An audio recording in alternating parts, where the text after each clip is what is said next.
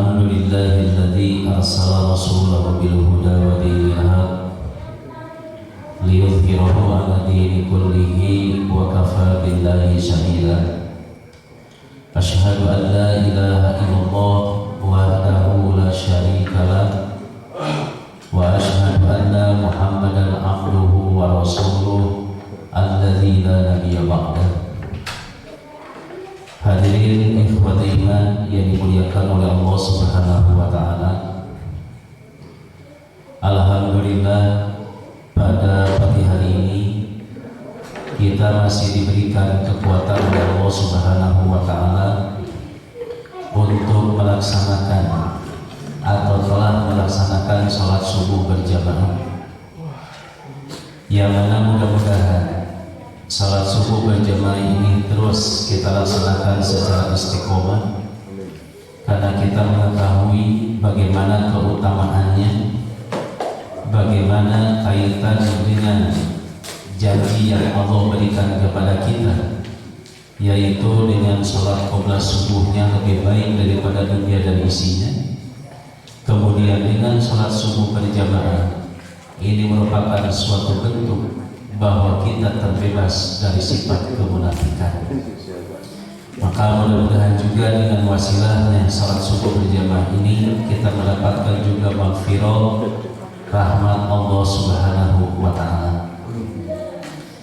Hadirin ikhwati iman rahimakumullah, pada pagi hari ini kita akan sama-sama mengkaji surat Al-Ankabut ayat yang ke-45.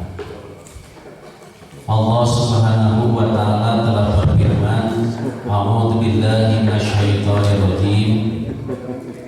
Watlu ma uhiya ilaika minal kitab wa aqimis salata innas salata tanha 'anil fahsya'i wal munkar wa dzikrullahi akbar wallahu ya'lamu ma tasna'un.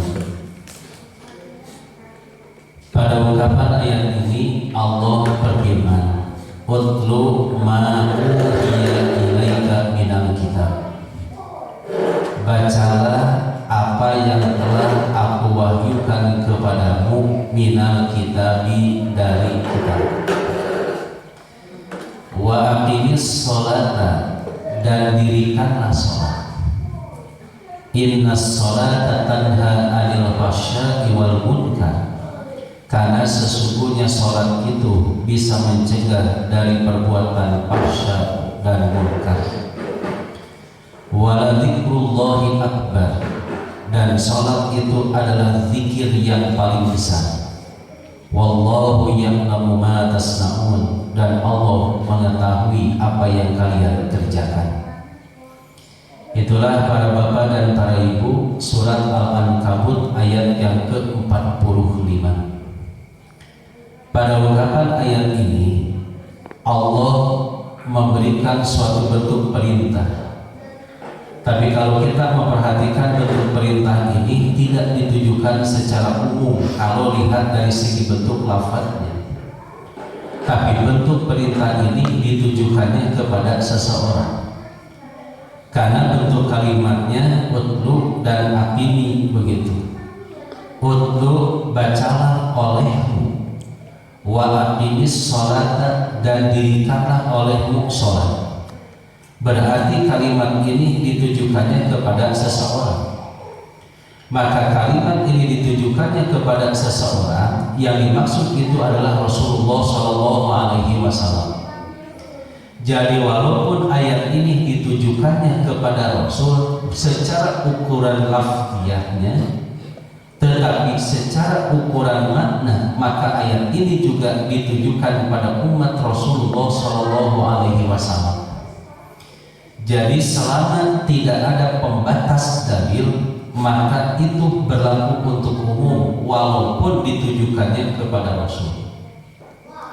Jadi kayak gini para bapak dan para ibu, kalau suatu bentuk ketentuan syariat yang ditujukannya kepada Rasul tidak ada pembatas bahwa itu adalah khusus untuk Rasulullah SAW, maka kita tetap bisa untuk mengamalkannya.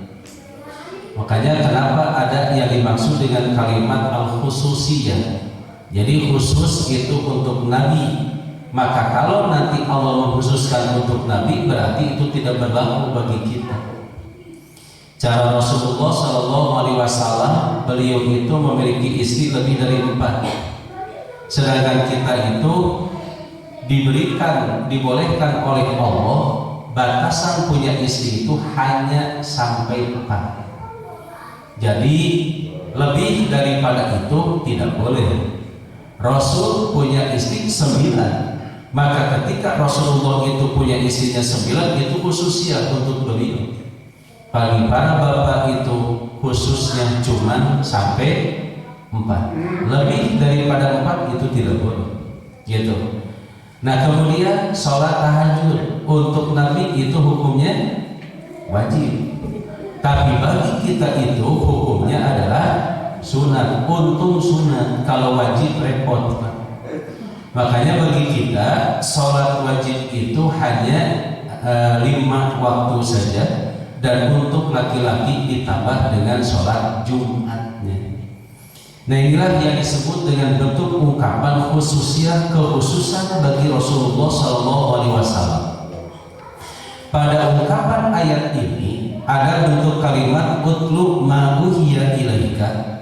Berarti kalau kita memperhatikan pada surat Al-Ankabut ayat 45 ini, Rasulullah Shallallahu Alaihi Wasallam diperintahkan oleh Allah untuk melakukan 2 perkara. Yang pertama yaitu tilawatul Quran, kemudian yang kedua adalah iqamatus shalah. Jadi diperintahkan untuk membaca Al-Quran, dan yang kedua adalah diperintahkan untuk mendirikan sholat. Nah karena itu pada ungkapan ayat ini memakai bentuk kalimat utlu ma uhiya ilaika, tidak memakai kalimat iqra. Kenapa? Karena kalau kita memperhatikan dari bentuk ungkapan kalimat yang ada dalam bahasa Arab, kalimat qara'a itu artinya membaca. Yang disebut dengan kalimat tala yatlu tilawatan itu pun artinya membaca. Tapi ternyata menurut kalangan ahli bahasa, di antaranya Imam Ar-Raghib, beliau menyampaikan kalau yang disebut dengan bentuk kalimat tala yatlu tilawatan atau tilawah itu diambil dari kata dasar tuluwun.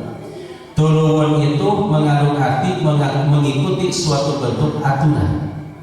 Bisa dilihat para bapak dan para ibu dalam surat Asy-Syams. Itu ada bentuk kalimat wasyamsi wadduhaha wal qamari idza talaha. Kalimatnya wal qamari idza talaha, demi bulan apabila ia mengikutinya. Di sini ada kalimat tala, jadi demi bulan yang telah mengikuti matahari.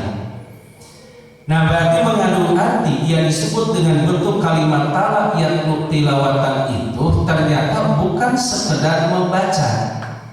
Tapi kata Imam Ar-Raghib, yang disebut dengan kalimat tilawah itu membaca dan mentadaburi, maka yang begini itu disebutnya tilawah.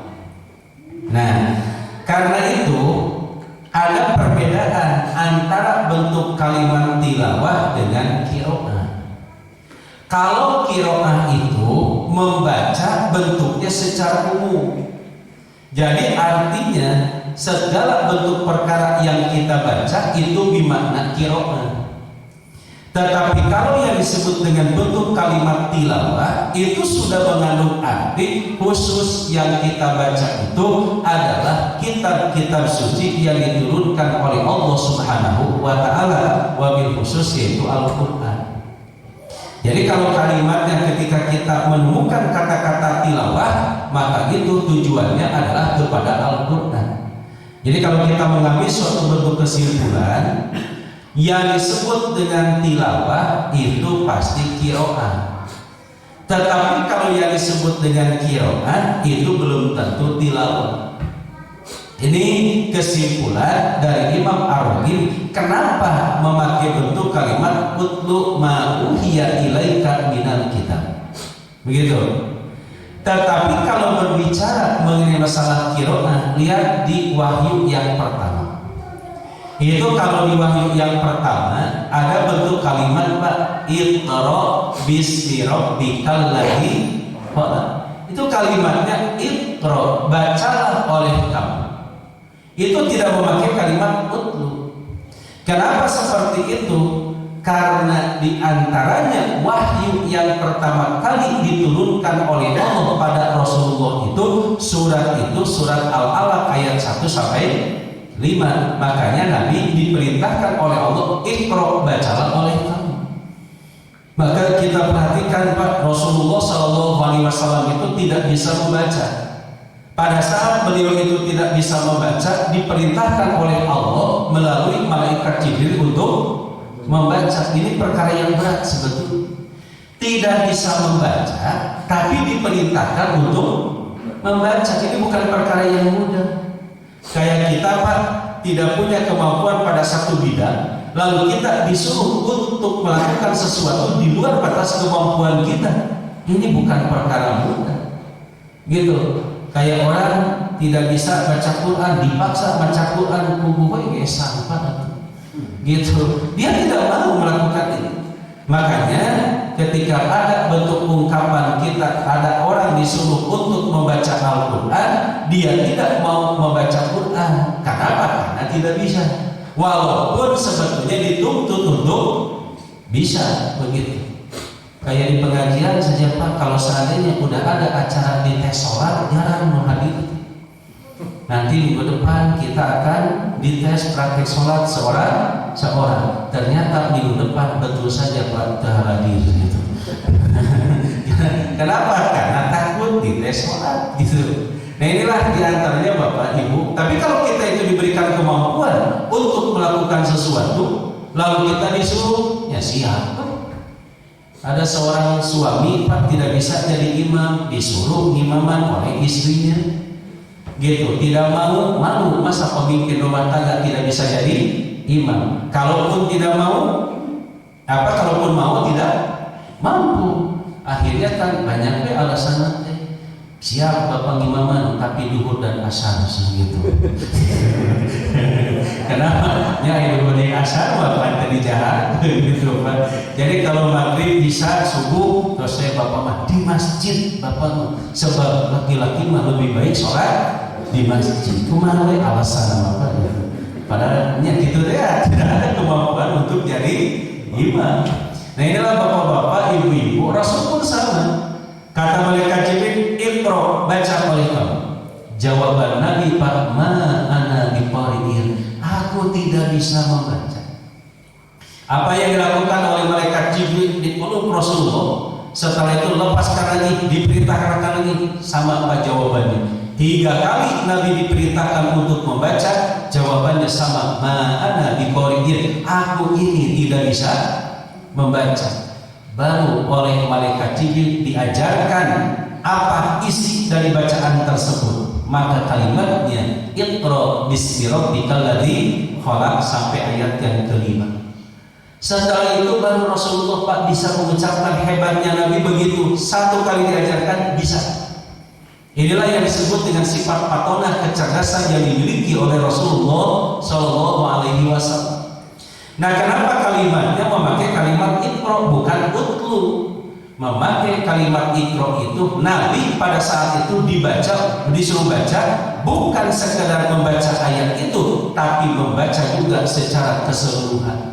Makanya jangan heran kalau ada kalangan ahli tafsir yang menafsirkan kalimat Iqra bismi rabbikal ladzi khalaq itu bukan secara membaca tulisan saja, tapi membaca situasi pun itu masuk pada kategori Iqra kalimat. Nah pada ayat ini tidak memakai kalimat Iqra tapi utlu. Berarti Nabi disuruh oleh Allah untuk ma'uhiya ilaika, kesannya lihat minal kitab. Di sini disebutkannya minal kitab. Kalau kitab yang diturunkan oleh Allah itu kan ada kitab Zabur, ada kitab Taurat, ada kitab Injil, dan yang terakhir Al-Quran. Di sini memakai kalimat minal kitab berarti menunjukkan seolah-olah seluruh kitabnya. Tapi kita telah memahami Pak, yang di depan dijelaskan oleh kalangan ahli tafsir. Di sini ada alif lam. Alif lam itu mengandung makna makrifat. Makrifat itu berarti suatu bentuk perkara yang menunjukkan sesuatu yang sudah diketahui. Jadi maksud dari kalimat minal kitabi di sini itu bukan keseluruhan, tapi kalimat minal kitabi ini maksudnya adalah Al-Quran, karena ma uhiya ilaika minal kitab itu adalah Al-Quran. Nah, Rasulullah beliau dituntut oleh Allah itu untuk utlu, gitu kan? Dituntut untuk membaca, yaitu Al-Quran.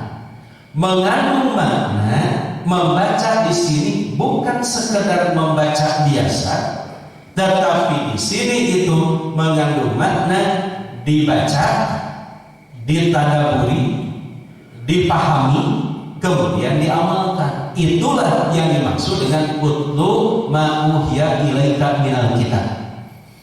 Jadi yang dibutuhkan oleh kita itu sekarang itu berkaitan dengan pemahaman Pak terhadap Al-Quran, bukan sekedar bacaan. Untuk setingkat bapak-bapak dan ibu-ibu itu sudah beda lagi levelnya Pak, kita itu dengan anak-anak kita yang masih kecil, cucu-cucu bapak ibu yang masih kecil. Kalau anak-anak kita yang masih kecil, cucu bapak ibu yang masih kecil, itu tingkatannya baru qiraah. Maka bagi orang-orang yang sudah tidak kecil lagi gitu ya, sudah jadi bapak-bapak dan ibu-ibu, sudah bukan waktunya untuk qiraah, tapi sudah meningkat menjadi tilawah. Kalau qiraah apa tiap bulan Ramadan juga selalu kita membaca. Coba aja di setiap bulan Ramadan kita semua umat Islam datang di masjid berlomba-lomba untuk membaca Al-Quran, one day one juz. Itu berlaku di bulan Ramadan. Beres Ramadan hilang lagi, begitu. Jadi one day one juz itu hanya di bulan Ramadan. Berlomba-lomba umat Islam untuk menyelesaikan 30 juz. Tidak salah, maka bagus silakan. Tetapi bentuknya itu baru tingkatan qiraah. Nah, yang dibutuhkan oleh kita itu bukan sekedar qiraah, tapi harus berwujud menjadi tilawah. Ada tadaburnya, ada pemahamannya, ada hasil dari bentuk kajiannya. Nah, akhirnya yang terjadi di rumah tidak bisa mengkaji, akhirnya datang ke masjid ngaji, gitu kan. Akhirnya ku Ustaz yang bahaskeun, makanya bapak ibu dengan Ustaz bedanya cuma satu malam. Ustaz mah gurunya malam guru, nanti guru teh malam gitu Pak. Buka ayatnya, guru kasar ka ahli tafsir. Buka nanti Pak kitab Ibnu Katsir, buka kitab Al-Marwazi, buka kitab Al-Qurtubi gitu. Baca begitu malam teh, diajar heula ka Ustaz oke. Guru heula gitu kan. Nanti besoknya disampaikan kepada mustami. Jadi waktunya tidak jauh ngilmunya Ustaz dengan mustami. Berapa jaraknya? Bukan puluhan tahun, bedanya cuma satu malam. Gitu. Jadi sama guru heula da Ustaz ieu mah tiasa nerangkeun ieu macam lagu. Tanya kepada bapak dan ibu guru, bapak ibu guru tidak akan pernah bisa mengajar kalau dia tidak membaca dulu. Gitu. Nah, nanti disampaikan kalau bapak-bapak ibu-ibu ingin mengkaji Al-Quran, yang paling simpel Pak, kuasai sajalah 2 kitab. Yang pertama kitab Ibnu Katsir, yang kedua kitab Al-Marwazi. 2 kitab cepat Pak, insya Allah paham. Todor gitu Pak, kitab puluhan gitu dibaca dibaca tadi. Jadi nggak usah membaca Arab dulu. Sekarang Bapak sudah difasilitasi. Bapak-bapak, ibu-ibu sekarang begitu mudah, tinggal kita mau. Kan sekarang kitab terjemahnya saja sudah ada.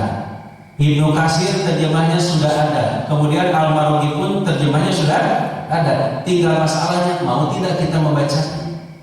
Dan kadang-kadang itu harusnya sudah bacanya amri mustaqil pembaca gitu. Kenapa Pak bedanya? Hari baca sendiri mah kalau ngantuk tidak bisa membaca. Tapi yang dibacakan ke Ustaz mah bisa sambil perut, ternyata pun bisa beda. Ada hebat gitu. Nah ini Pak, jadi perlunya kita untuk mengaji gitu. Jadi adanya tilawah, yang dengan tilawah tersebut Pak akan melahirkan yang disebut dengan ungkapan tadabbur. Orang kalau sudah qiraah Pak tidak ada manfaatnya gitu. Quran itu tidak memberikan pengaruh kepada dirinya karena tingkatannya baru tingkatan qiraah. Nah, setingkat Rasulullah itu tidak dituntut untuk qiraah atau setingkat Rasul, maka harus sudah masuk pada kategori tilawah, masuk pada kategori kaji. Nah, dulu pada zaman para sahabat, qiraah itu sudah berwujud jadi tilawah. Jangankan Pak orang yang sudah beriman, yang belum beriman pun ketika mendengarkan ayat Al-Quran itu dari qiraah sudah berwujud jadi tilawah. Contohlah yang sering disampaikan mungkin oleh para ustaz, Rasulullah SAW ketika beliau membaca Al-Quran itu selalu diintip oleh Abu Jahal. Bapak Ibu kan tahu siapa si Abu Jahal ini, gitu. Jadi setiap malam ngintip Rasulullah lagi baca Quran, dan hebatnya Abu Jahal itu mendengar bacaan Al-Quran dari Nabi. Nabi itu ketika qiraah sudah langsung tilawah. Abu Jahal mendengarkan bacaan Quran tersebut, dia langsung Pak mengerti isi yang disampaikan oleh Rasulullah SAW. Dan hanya susul-susulan Abu Jahal, gitu. Nah, padahal saat itu Rasulullah tidak menerjemahkan bacaan Quran, tapi Abu Jahal mengerti. Kita mah diterjemahkan ngerti-ngerti, gitu kan? Gitu ya. Jadi Abu Jahal masa itu tidak diterjemahkan Quran ingat.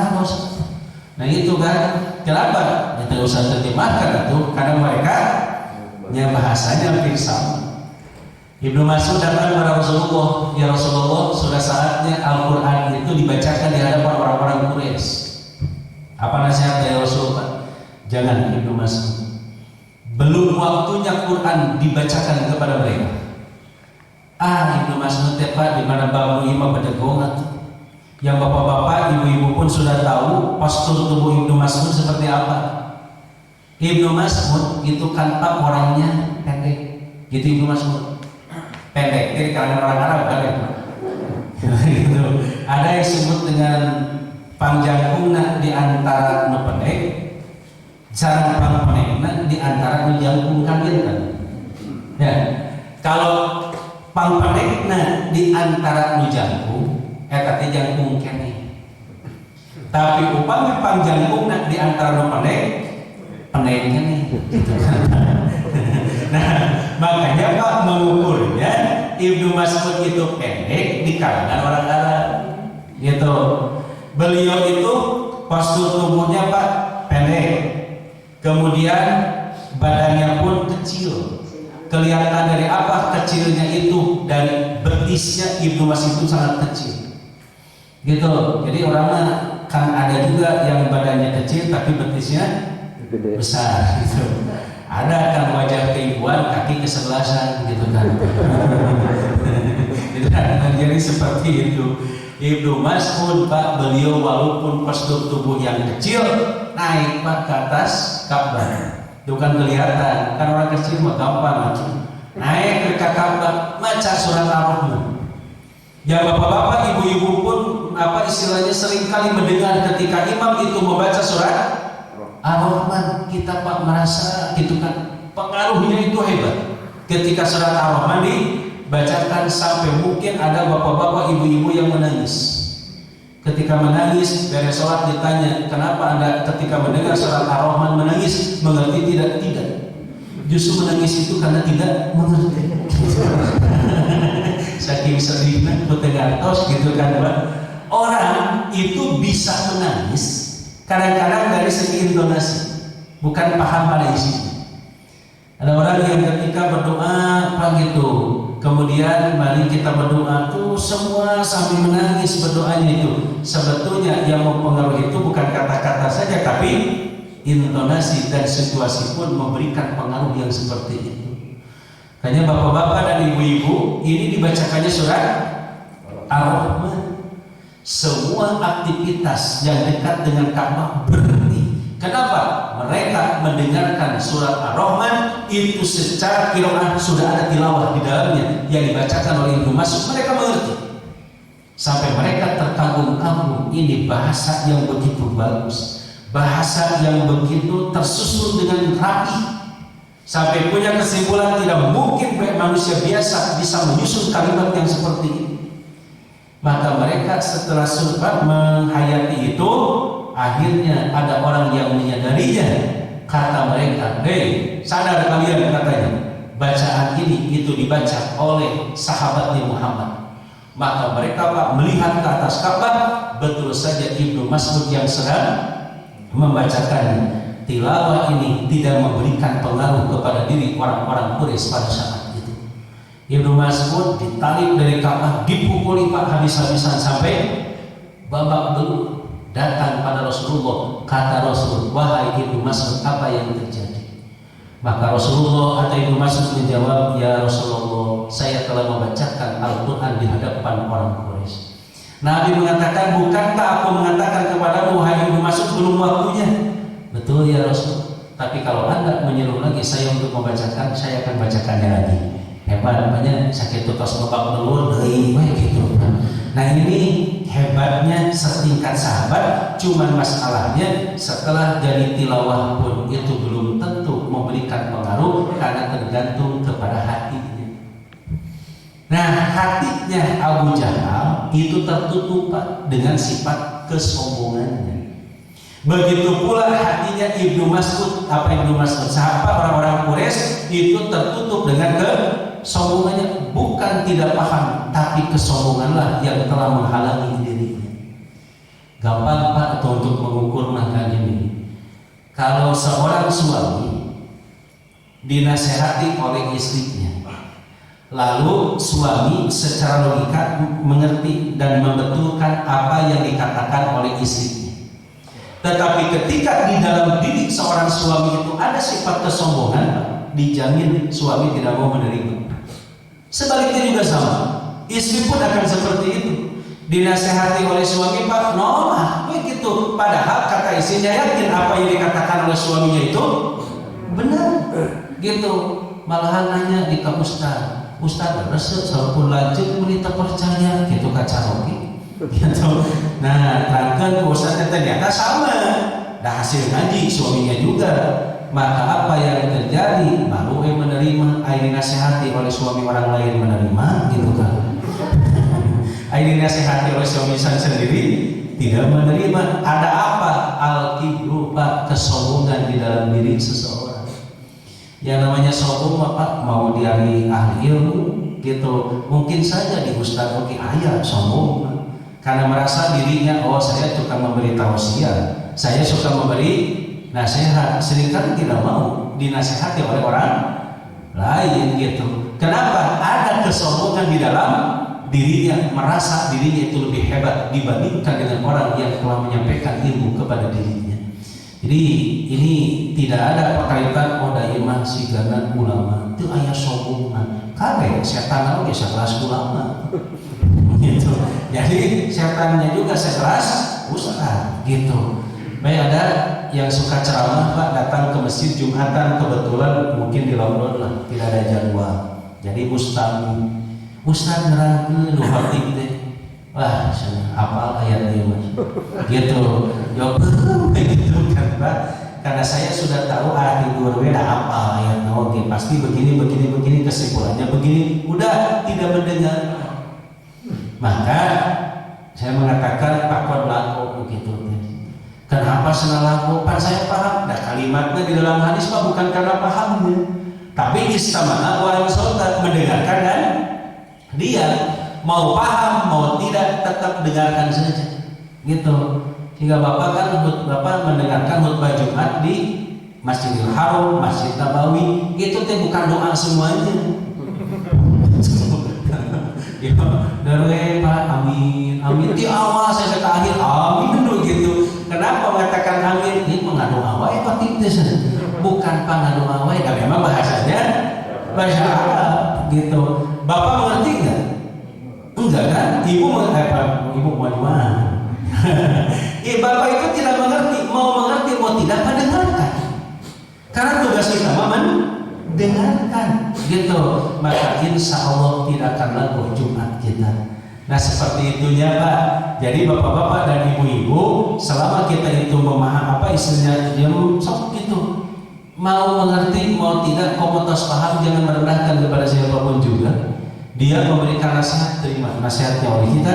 Sampai Rasulullah menyatakan selama ilmu itu datangnya dari siapapun, tidak bertolak belakang dengan Quran dan Sunnah, terima saja, walaupun datangnya itu dari seorang hamba sahaya.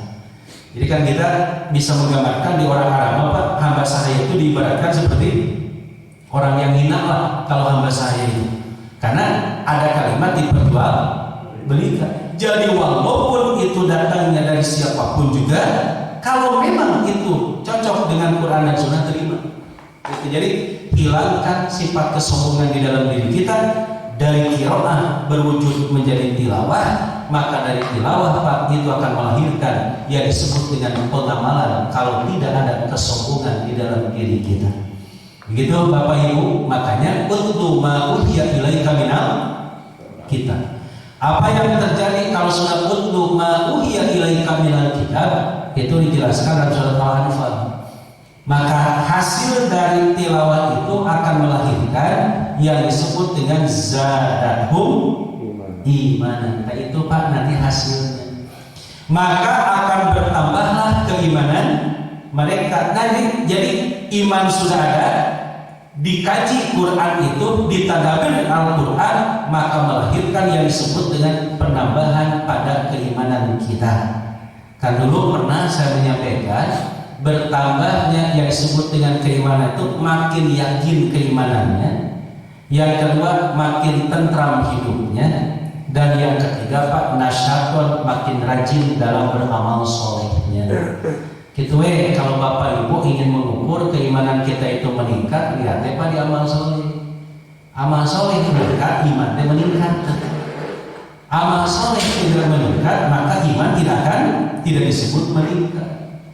Contoh Pak, sholat rawatib 12 rakaat dilaksanakan semuanya. Alhamdulillah, itu karenanya itu dilaksanakan. Itu berarti ada peningkatan. Biasanya rawatib di qobla subuh, duhur, maghrib bisa tara gitu. Jadi hanya sekarang qobla subuh. Sekarang meningkat, qobla duhur dilaksanakan, pada duhurnya enggak, sudah mulai naik imannya. Nanti kemudian qobla subuh dilaksanakan, qobla duhur dilaksanakan, ba'da duhurnya dilaksanakan, mulai meningkat lagi gitu. Saum sunat, Senin tidak pernah, Kamis saum. Gitu, Senin apa dengan Kamisnya saum, sudah mulai Pak ayah saum sunatan, biasanya makanan. Gitu. Nah, gimana dengan hari Seninnya? Ya Seninnya saum, Kamisnya saum, meningkat deh.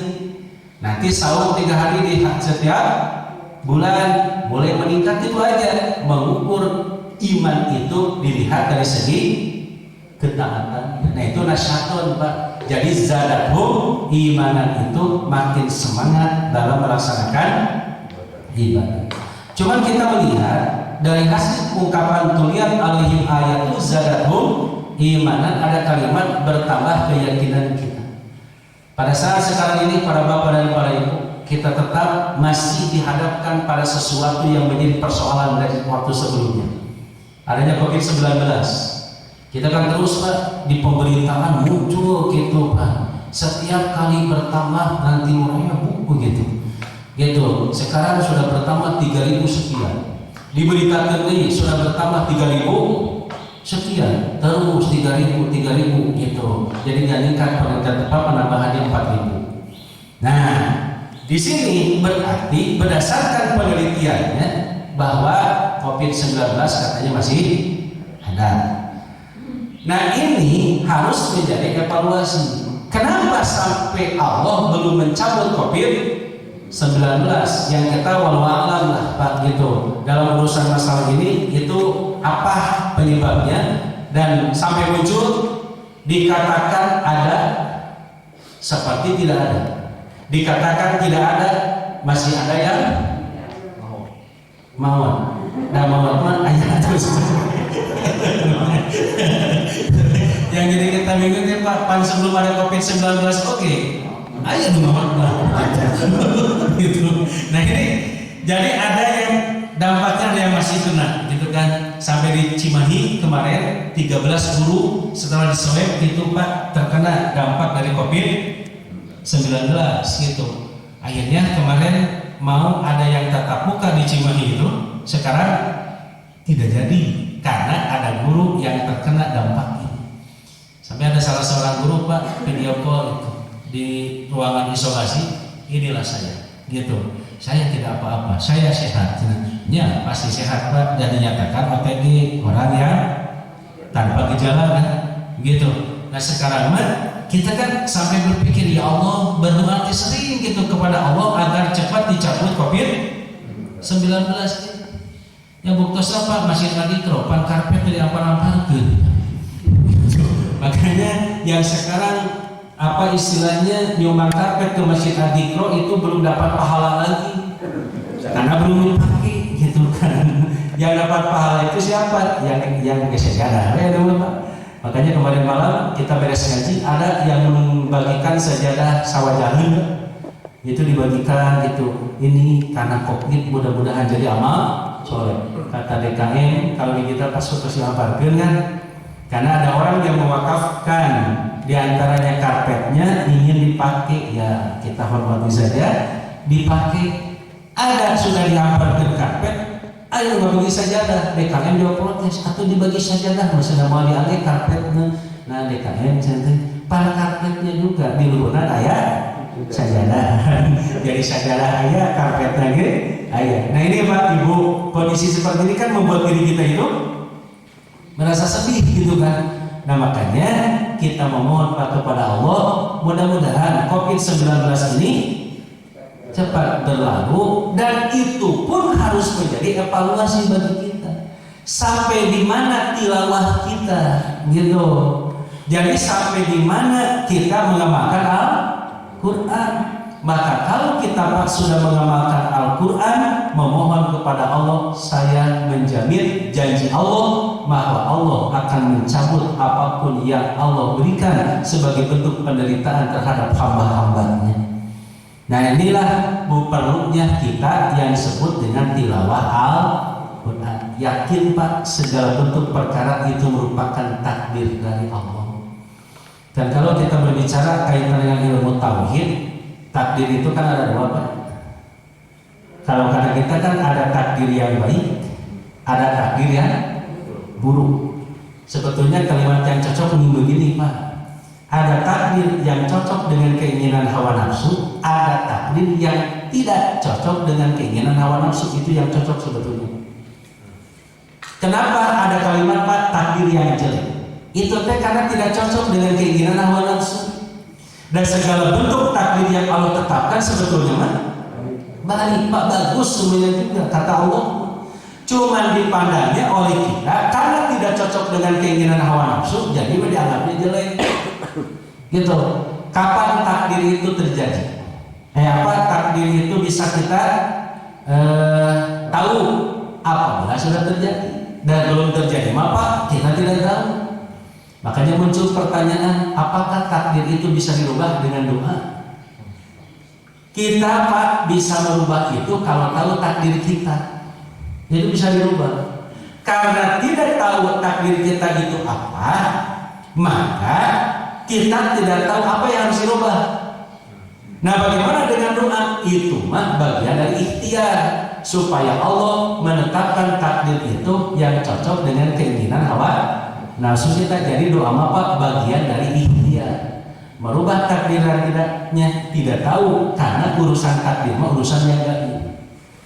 Nah, kayak kita Pak pada Allah, ya Allah minta saya usia itu sampai berapa tahun Pak? Jadi ya Allah panjangkan umur saya, siapa tahu untuk panjang umur kayak gitu kan? Nah kita akan tahu bahwa umur kita itu berapa kalau sudah meninggal dunia. Gitu. Jadi pas meninggal dunia, oh bapak ini usianya sekian tahun. Kan sekarang kita masih hidup, tidak tahu usia kita itu berapa tahun. Teta gaib gitu. Gitu. Istri bapak berapa? Satu. Yakin gak Pak?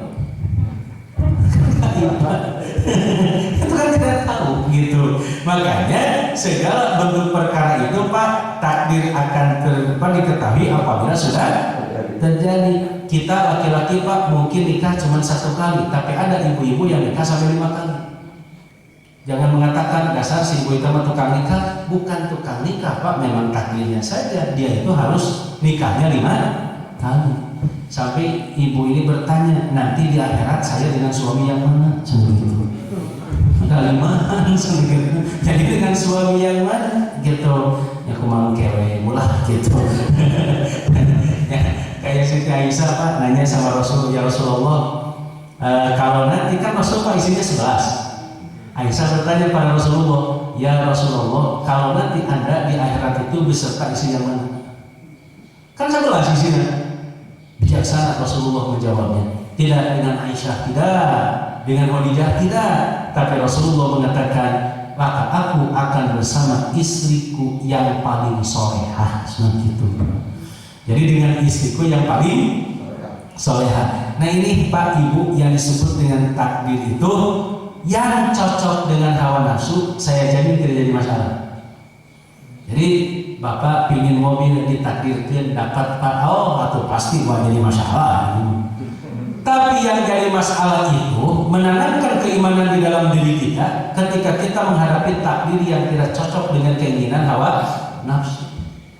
Kayak jodoh Pak, itu ketentuan Allah yang memang tidak bisa dirubah. Meninggal ketentuan Allah tidak bisa dirubah. Rizki ketentuan Allah yang tidak bisa dirubah. Nah, itu betul ditentukan ketika umur 4 bulan. Gitu kan?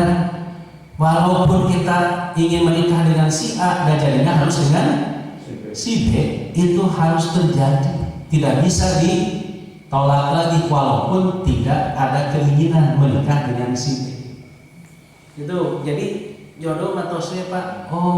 Kamu harus dengan si A, silahkan. Dan itu apa keinginan. Ternyata jadinya dengan si B, tebogoh ke si B, tapi jadi anak gitu kan. Jadi ada orang dengan tebogoh tapi anaknya banyak. Kan orang tua dulu kan begitu Pak, ngadungin si diri sama cucu-cucunya. Sebetulnya perlu kalian ketahui, nenek itu dulu tidak cinta sama si kakek, dipaksa sudah nikah naugi. Nyanya paksa dia naugi nikah mah dipaksa ku kabogo, itunya dipaksa dengan rasa cinta, dipaksa dengan rasa sayang, dan dipaksa dengan takdir Allah harus jadi. Jadi ketika ditanya berapa anaknya, 12 Pak. Padahal tebogoh tadi. Tebogoh 12, pemungun bogoh gitu. Nah jadi bapak-bapak, ibu-ibu itu harus kembalikan kepada keyakinan bahwa betul ini merupakan takdir dari Allah. Kayak ibu-ibu, bapak-bapak menyekolahkan anaknya sekarang Pak ke perguruan tinggi, itu dipaksa. Anak inginnya ke sekolah ini, perguruan tinggi yang ini. Ternyata dia sudah ikut tes gitu kan, sudah berusaha semaksimal mungkin karena inginnya ke sini, tidak jadi. Tapi pada apa yang tidak diinginkan itu jadi, maka itu yang paling baik menurut ketentuan Allah. Dong lebar sebenarnya si itu mana, padahal nilainya bagus kamu, itu bukan begitu ngomong, itu di papanas wae. Nanti buku stres. Udah sama dia tepat tidak diterima, ibu bapaknya terus saja mana si anaknya. Itu jangan, kita tetap memberikan ini ajaran tauhid bagi kamu. Jadi kata Allah, ternyata kamu itu tidak cocok di sana, tapi mungkin harus di sini. Jalani, dan di sana kita akan mendapatkan hikmah. Ini Pak hasil dari tilawah. Jadi dari tilawah Pak, pikiran tauhid beres lah gitu. Dah hidup mana lagi gak tetong diri riwuh. Kamu kosong baca Quran tapi riwuh wae. Gitu. Kan saya lihat bapak-bapak, ibu-ibu makin sering saya ngaji ke sini kan makin kelihatan bapak ibu sepuhnya. Ya kan makin kelihatan pas sepuhnya, berarti saya juga nyeret ke sepuh.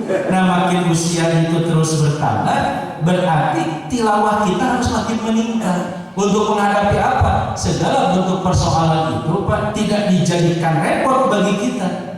Karena orang itu banyak yang stres, harusnya dia tidak memikulnya, dipaksakan untuk memikulnya. Ya bapak-bapak kan sudah merasakan Pak ya, usia makin sepuh, tenaga makin berkurang. Dulu mah bawa 2 ember air teh masih kuat. Yang dongeng teh dulu teh baheula mah bapak sana kuat mun Pak kapungkur. Ayeuna nyarios. Jadi jangan ngomong kita itu yang dulu, tapi ngomong yang sekarang. Gitu. Pas sekarang mah cuma 1 ember atau geus ember pas sakanahna, berarti kemampuannya begitu. Nah, ketika kita itu sudah menyadari Pak, persoalan seperti itu, insya Allah Bapak, Ibu makin sepuh, makin enjoy Pak hidup itu, karena sudah makin mentilawah Quran. Sudah waktunya ngaji untuk mempelajari Al-Quran. Ada masalah dalam rumah tangga, dengan keluarga, dengan tetangga, dengan masyarakat, itu tidak jadikan persoalan yang begitu hebat. Makanya hati-hati sekarang itu orang-orang yang tidak bertanggung jawab Pak sedang berusaha mengadomakan kita gitu. Makanya kita harus cerdas menyikapi segala bentuk persoalan. Ayah jalmi Pak, lupa saya adalah si A, si B, Pak saya. Ketika ditanya oleh kita, coba tuh minta maaf ke si B, kata si A, mohon maaf, saya tidak salah, kenapa harus minta maaf? Datang Pak ke si B, coba tuh B minta maaf ke si A, kata si B, mohon maaf, saya tidak salah, kenapa saya harus minta maaf? Kata orang yang ngaji, gitu Pak. Maknanya tidak ada yang salah, Pak saya betul sobat. Gitu kan? Jadi orang yang ngaji cerdas itu masa tidak ada yang salah tapi bertengkar. Nah itu kan berpikir itu Pak harus beres. Jadi kita tidak bingung. Nah untuk itu bagi orang yang tilawah, walaupun merasa dia saya tidak bersalah, tapi mungkin ada kesalahan yang tidak saya sadari, maka insya Allah akan gampang saling memaafkan satu sama lain. Kayak Abu Bakar Pak dengan Umar ini didikan Nabi dalam rangka mentilawah Al-Quran. Maka Rasulullah atau ngobrol Pak Abu Bakar dengan Umar. Selesai itu Umar pergi Pak. Kebukti Abu Bakar, kenapa Umar pergi tanpa mengucapkan salah? Kata Abu Bakar, berarti ada yang salah dari kata-kata saya. Jadi Abu Bakar pun sebetulnya tidak merasa bersalah, gitu kan? Tetapi Umar sampai begitu, berarti ada yang salah. Maka Umar beliau itu pergi, berdirilah Abu Bakar ingin meminta maaf kepada Umar, walaupun Abu Bakar merasa tidak bersalah. Datang ke rumah Umar bin Khattab, Umar tidak ada. Maka Abu Bakar berkesimpulan pasti Umar ada di rumah Rasulullah. Datang saja ke rumah Rasulullah, betul saja Umar ada di sana. Maka Rasul mengatakan, wahai Abu Bakar, apa yang terjadi? Tidak tahu jenis Abu Bakar, ternyata apalah. Cuman kata Abu Bakar, wahai Umar, mohon maaf kalau seandainya ada kata-kata saya yang salah, gitu. Apa jawaban Umar? Ya Abu Bakar, mungkin saya juga salah. Maka akhirnya saling memaafkan satu sama lainnya. Ini hasil dari tilawah. Iya mah di pasien dihesip dihijikeun. Udah satu kompleks, satu RT gitu kan. Dan pasien begitu menihesip dihijikeun. Kira-kira tuh Pak apa keuntungan yang kita dapatkan kalau kita Pak saling memusuhi satu sama lainnya? Ini terjadi saja di RT, di RW, satu RT di kita satu komplek, kemudian ada masalah. Lalu sulit untuk dibereskan, hati-hati Pak pihak ketiga nanti. Dan biasanya yang seperti ini gampang untuk diadudomani. Tapi kalau kita sudah mentilawah Quran, oh udahlah, yang namanya manusia tidak lepas dari kesalahan, saling memaafkan satu sama lain. Lihat Pak di sorean, yang cerai sekarang banyak. Bapak-bapak yang punya modal sok silakan bersorean. Itu Pak Nyapri sekarang itu banyak wanita-wanita yang gugat cerai terhadap suaminya. Itu sampai seperti itunya.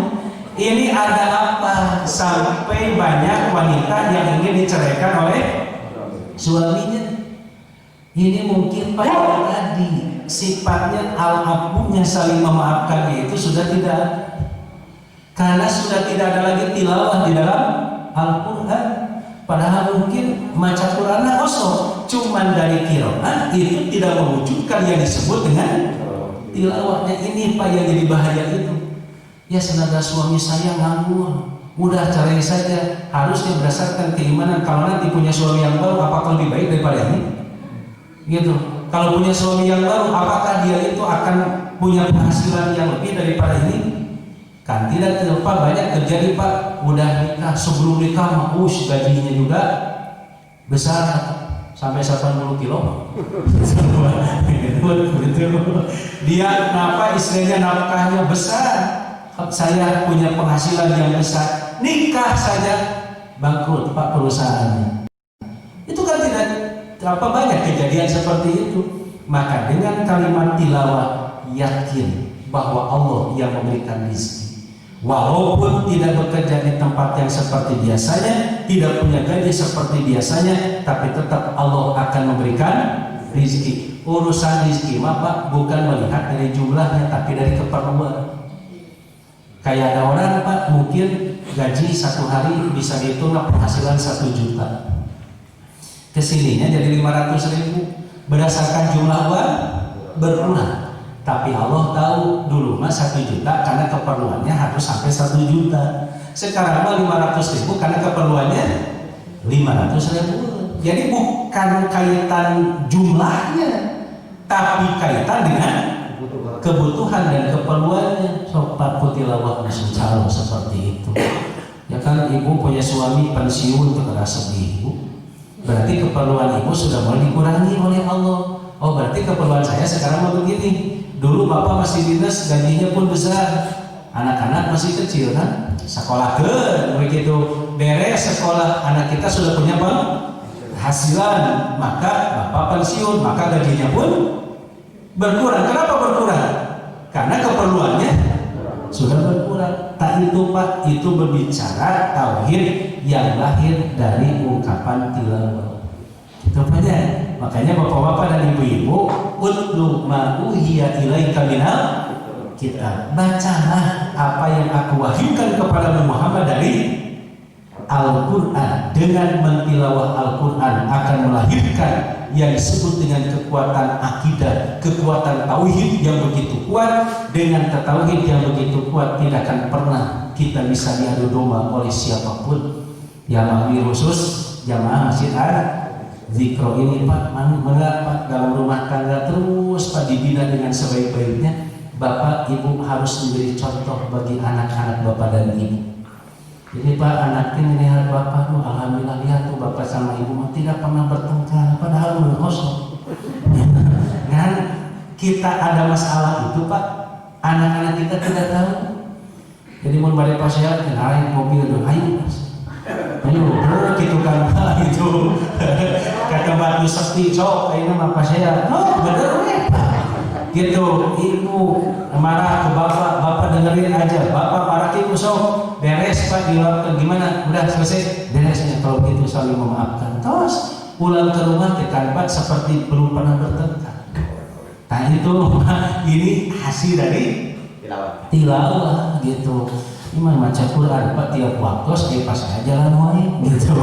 Aing ngaji terus-terusan tapi hasilnya tidak ada. Nah, jadi kalau orang itu sudah rajin tilawah yang tadi, satu, keyakinannya makin meningkat, ketentramannya pun makin meningkat, dan aktivitas ketaatannya pun makin meningkat. Buktinya Rasulullah memiliki akhlaknya, akhlak yang terpuji. Itu apa? Al-Quran. Jadi Quran itu menjadi akhlak Rasul. Ongkoh kayu sisa Rasul, tapi akhlak sisa Rasulullah. Itu Pak ya. Ini yang pertama Pak. Karena kalau dimasukkan sama yang kedua, saya jam 7 gitu.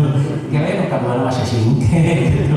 Itu ada kalimat wa aqimis sholat, dan dirikanlah sholat sampai di mana fungsi sholat itu sampai tanha anil fahsya'i wal munkar, dan kalimatnya Pak wala dzikrullahi akbar. Jadi dzikrullahi akbar itu sholat itu adalah dzikir yang paling utama, yang paling besar itu sholat. Ternyata bukan baca Quran, gitu kan ya? Jadi bukan baca Al-Quran. Nah ini bagaimana sampai Allah mengatakan bahwa yang disebut dengan sholat itu adalah dzikir yang paling besar. Insya Allah Pak kajiannya bulan depan, kalau kita masih diberikan kesempatan oleh Allah Subhanahu wa Ta'ala. Jadi kajian kita pada pagi hari ini mari kita sama-sama ajak keluarga kita, ajak saudara kita untuk mengqiraah Al-Quran, meningkatkan menjadi tilawah, agar kita itu tidak terjadi taparut, perselisihan, perpecahan, tetapi muncul kekuatan yang disegani oleh musuh-musuh Islam. Sakit ya banyak maupun bapak ibu baratah kene sakit mohon maaf bapak ibu kalau ada kata-kata yang kurang berkenan. Rabbana hablana min azwajina wa dzurriyyatina qurrata a'yunin waj'alna lil muttaqina imama. Rabbana atina fid dunya hasanah wa fil akhirati hasanah wa qina adzabannar.